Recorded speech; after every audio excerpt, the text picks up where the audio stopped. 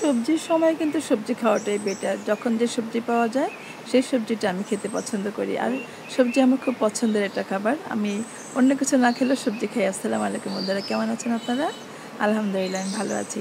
দেশের যে যেখান থেকে দেখছেন সবাইকে অনেক অনেক ভালোবাসা দিয়ে আজকের মূল রেসিপিতে চলে যাচ্ছি। আজকে পটল ভাজি করব। এটাও পছন্দের খাবার। যে খাবারগুলো করি না সেগুলো কিন্তু আমাদের পছন্দের খাবার। আমরা যেটা খাই সেটাই তো করে দেখাই। আর পটল ভাজিটাও খুব সুন্দর। আমি একটু ভালো করে দেখাবো, দেখেন। এই মাঝখানের অংশটা আমি তুলে নেব। আমি এইভাবে নাইফের সাহায্যে ছিলে নিলাম। আপনারা বটি দিয়ে যেভাবে পারেন এটাকে আঁশটা ছাড়িয়ে নিয়ে আঁচড় দিয়ে ছাড়াবেন। এটা আসলে ছিলে নিতে হবে না, আঁচড় দিয়ে উপরে অংশটা চলে যাবে। তারপর আপনি এভাবে মাঝখান থেকে দুই ভাগ করে নেবেন। এভাবে চিড়ে নিলাম, দেখেন। এখন আমি এটা ধুয়ে নিব। একটু ভালো করে ধুয়ে নিয়ে তারপরে ভিতরের যে পুরটা, ভিতরের যে চিটার অংশটা, এটাকে আমি খুলে ফেলবো। এইভাবে একটা ছোটো চামচের মাধ্যমে তুলে নিব। এটাই আবার মশলা দিয়ে মাখিয়ে ভিতরে দিয়ে দেব। এটা কিন্তু অনেক মজা হয়। আপনারা যারা খেয়েছেন জানেন, যারা খান নাই তাদেরকে বলবো যে একবার হলে করে খেয়ে দেখেন কতটা টেস্টি হয়। পটল ভাজা তো এমনিই ভালো লাগে। আর পটল ভাজলে কিন্তু একটা প্লাস পয়েন্ট, সেটা হচ্ছে তেল কম লাগে। কম তেলে একটা মাত্র সবজি খাওয়া যায়। যেটা আপনি দিবেন ততটুকুই তেল থাকবে, তেল অ্যাবজর্ব করে নেয় না। এখানে একটু হলুদ, একটু মরিচ দিয়ে এটাকে মাখিয়ে নিলাম, যাতে এটা না লাগে, পানসে না লাগে। এটাকে একটু মাখিয়ে নেবেন, এতে করে ভালো লাগবে। ভালো করে যাতে ভিতরে লবণটা ঢুকে, এইভাবে আমি একেবারে হাত দিয়ে এটাকে ম্যাশ করে দিলাম। আর এই যে মাঝখানের অংশটা এটা নিয়ে নিলাম। এখানে অল্প করে একটু আদা রসুন বাটা হাফ চামচ, ধনে বাটা হাফ চামচ, এরকম করে সব কিছু দিব। একটু জিরে গুঁড়ো দিলাম, এটা মরিচ গুঁড়ো দিলাম 1 চামচের মতো, হলুদ গুঁড়ো দিলাম হাফ চামচের মতো। আমি কিন্তু সব মশলাই এটাতে দিব। এবং লবণ দিলাম পরিমাণ মতো, স্বাদ মতো লবণ দিতে হবে, যাতে ভিতরে পুরটা কিছুতেই নোনতা হয়ে না যায়। 1 কাপ পরিমাণ পেঁয়াজ দিলাম, আর মরিচ দিলাম 7 থেকে 8টার মতো।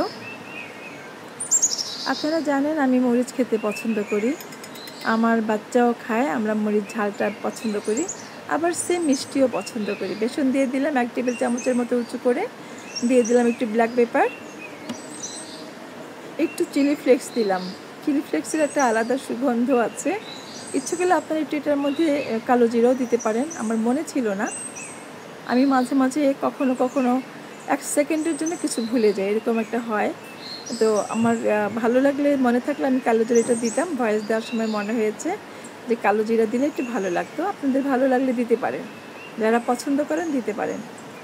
এটাকে ভালো করে চটকে নেবেন, আলু ভর্তা করার মতো। এটা চটকে নিলে একেবারেই সফট হয়ে যাবে, আর ভিতরে এটা দিতে খুব ভালো লাগবে। যখন পুরটা দিবেন তখন কিন্তু খুব ভালো করে বসবে, এটা ভালো করে মিশিয়ে দিতে হবে। এইভাবে এই জায়গাটা ভরে দিবেন। এটা কিন্তু অনেক মজা, এভাবে করে খেয়ে দেখবেন। আর ভেতরটা যখন কামড় দিবেন, মুখে দিলে একটু ঝাল ঝাল হলেই কিন্তু ভালো লাগে, ঝাল না হলে ভালো লাগবে না। এটা বারবার বলে দিচ্ছি, আমি কম মশলা দিয়ে খেয়ে দেখেছি, ভালো হয়নি। আর যখন মশলা একটু বাড়িয়ে দিবেন, একটু ঝাল ঝাল লাগবে, তখন কিন্তু ভালো লাগবে। যারা ঝাল খেতে পছন্দ করেন তারা তো দিবেন। এমনিও তো এটা ঝালটা কিন্তু মুখে লাগে না, খুব সুন্দর হয়। এভাবে ভেজে করে দেখবেন, দেখেন কতগুলো হয়েছে। আমার এখানে হাফ কেজির মতো পটল ছিল, অনেকগুলো হয়েছে। আর পটল আমার বাসায় খাওয়া হয় বেশি। আমি বাবাকে যদি এতগুলোও দিই সেটা সে না করবে না। আমি প্যানে তেল দিয়ে প্যানটা গরম করে নিয়েছি। আর বলেছে এইটা ভাজতে কিন্তু বেশি একটা তেল লাগে না, অল্প তেলে ভেজে নেবেন। বেশি তেল দিলে কিন্তু ভাজতে আপনার কষ্ট হবে, তুলতে পারবেন না। আর অল্প তেলে এটাকে মানে কেমন বলে, দাগ হবে, স্কিনে একটা পোড়া পোড়া দাগ হবে, এরকম করে ভাজবেন। এতে করে দেখতেও ভালো লাগবে, খেতেও ভালো লাগবে। এই ভাজাটার সময় একটু খেয়াল করে ভাজতে হবে, যাতে এই পিঠটাও সুন্দর করে ভাজা হয়, ও পিঠটাও সুন্দর করে ভাজা হয়। আর এই যে স্টাফিংটা দিলাম, ভিতরে যেটা দিলাম, এটা যেন খুলে পড়ে না যায়, সেদিকে খেয়াল রাখবেন। খুব সাবধানে এটাকে পিঠ ঘুরিয়ে দিতে হবে লাল লাল করে ভাজার জন্য। দেখেন কালারটা এই পর্যায়ে আসছে। এখন আমি এটাকে উল্টে দিলাম। ছোট চামচের সাহায্যে উল্টালে এটা ভালো হয়। এই যে এখন উল্টে দিলাম, এই পাশটা ভালো করে হওয়ার পরে আপনি কিন্তু এটা উল্টাবেন। অল্প থাকা অবস্থায় কিছুতেই উল্টাবেন না, তাহলে স্টাফিংটা পড়ে যাবে, খুলে যাবে। এদিকে কিন্তু অবশ্যই খেয়াল রাখবেন। দেখতে পাচ্ছেন আমার ভাজাটা কেমন হয়েছে, একেবারেই একটা লালচে ভাব চলে আসছে। তারপর আমি উল্টে দিয়েছি, যেটা হয়নি সেটা এখন উল্টে দিইনি, কিন্তু নেড়ে চেড়ে দিচ্ছি যাতে লেগে না যায়। সেদিকেও একটু খেয়াল রাখবেন যাতে এটা পুড়ে না যায়। একটু বারবার স্প্যাচুলার সাহায্যে এটাকে একটু উঁচু করে দেওয়ার চেষ্টা করবেন, সরিয়ে দেওয়ার চেষ্টা করবেন, তাহলে আর এটা পুড়ে যাবে না। যারা রান্না করেন তারা তো জানেন, যারা রান্না করেন না তাদের জন্য বলে দেওয়া, যাতে ভিতরে স্টাফিংটা পুড়ে না যায়। দেখেন কেমন হয়েছে। এটা সিদ্ধ হওয়ার পর কিন্তু একেবারে পাতলা হয়ে গেছে, চুপসে গেছে। পটল সিদ্ধ হলে কিন্তু ছোট হয়ে যায়, ভালো লাগে।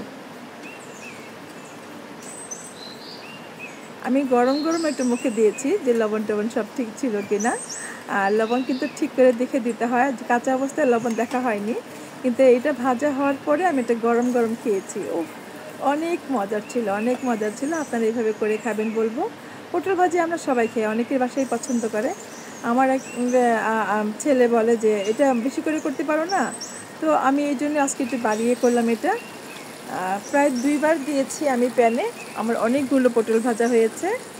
এভাবে করে খাবেন বন্ধুরা। যদি ভালো লাগে প্লিজ ভিডিওটি একটু সাবস্ক্রাইব করে দিবেন, পাশে থাকা বেল আইকনটি একটু প্রেস করে দিবেন, যাতে যখনই আমি নতুন ভিডিওগুলো আপলোড করব সেটার নোটিফিকেশন সবার আগে আপনার কাছে পৌঁছে যাবে।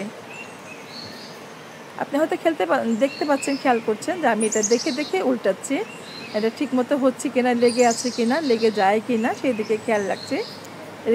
এরকম করে ছাড়িয়ে ছেড়ে দিতে হবে যাতে পুড়ে না যায়। রেসিপি ফলো করে বানালে আজ ইট ইস রেজাল্ট পাবেন। আর ভালো লাগলে অবশ্যই লাইক কমেন্ট করে চ্যানেলের সাথেই থাকবেন, শেয়ার দিয়ে রাখবেন, কখনো কখনো ভিডিও খুঁজে পাওয়া যায় না। তো বন্ধুরা আপনারা সবাই ভালো থাকেন। যারা এতক্ষণ ভিডিওটি দেখলেন সবাইকে অনেক অনেক ভালোবাসা দিয়ে আজকের মতো বিদায় নিচ্ছি। আমি মিনা। সবাই ভালো থাকবেন। আল্লাহ হাফিজ।